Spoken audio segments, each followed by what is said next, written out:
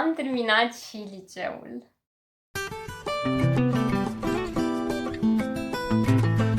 A fost cu bune și cu rele, am trecut prin tot felul de experiențe, unele tragice, unele frumoase. Peste tot auzim despre cât de frumos este liceul și cu cât drag ne vom aminti de perioada asta a vieții și cred că oamenii pun problema greșit. Pentru că mie nu mi-a plăcut liceul în sine, nu mi-a plăcut mersul la școală, trezitul la 6:30, nu mi-au plăcut neapărat atât de mult copiii de care eram înconjurată sau nu mă simțeam apropiată de profesori, deși îi apreciam pentru că am avut într-adevăr profesori foarte buni. Dar ce a făcut perioada aceasta frumoasă a fost de fapt etapa vieții mele.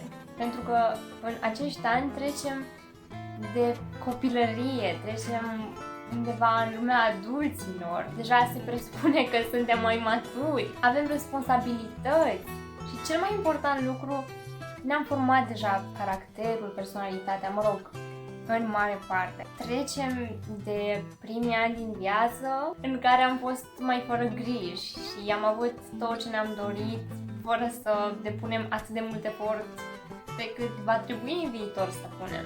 O să-mi fie dor și o să-mi fie drag de ani de liceu, nu pentru că mergeam la liceu efectiv, ci pentru că s-a suprapus perioada liceului cu acesta din viața mea, în care eu m-am format, în care am descoperit oameni minunați, în care evenimentele și-au pus amprenta asupra felului meu de a fi.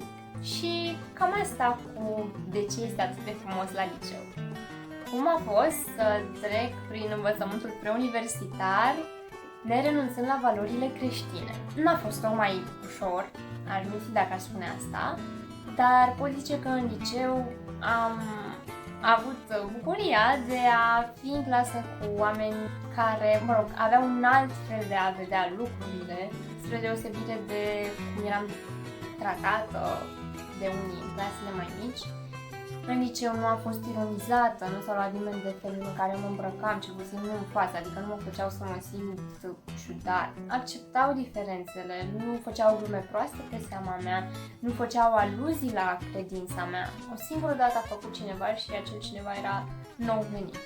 Dar da, este greu, întrucât chiar dacă nu se iau de tine și te acceptă așa cum ești, ceea ce am apreciat foarte mult, este destul de stânjenitor să stai 6 ore în mijlocul unor oameni care nu au aceleași valori cu tine, aceleași valori care sunt atât de importante pentru tine, care au cu totul alte orientări și este destul de dureros, adică este așa o izolare spirituală.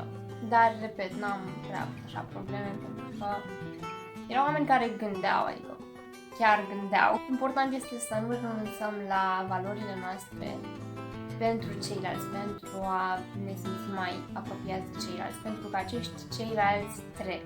Iar la final rămâi doar tu cu sufletul tău și nu o să mai fie nimeni din ceilalți ca să te susțină, să spună cât de mult mă bucur că ai renunțat la ce credeai tu ca să fii prieten cu mine. Și acum partea cea mai interesantă, BAC-ul.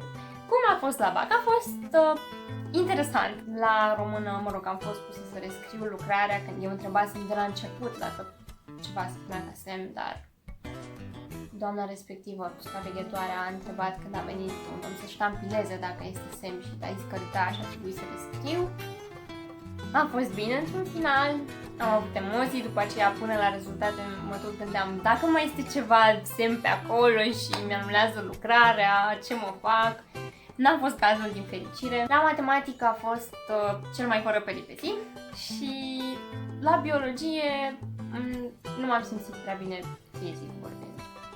Cam așa cu liceul. Oricum, după BAC este un sentiment așa de bucurie, de eliberare și dulapul meu s-a simțit foarte eliberat când am scăpat de toate astea.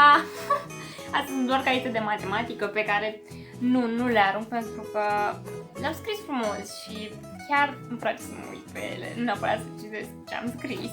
Lecțiile la mate pot arăta și așa, liberă și fericită.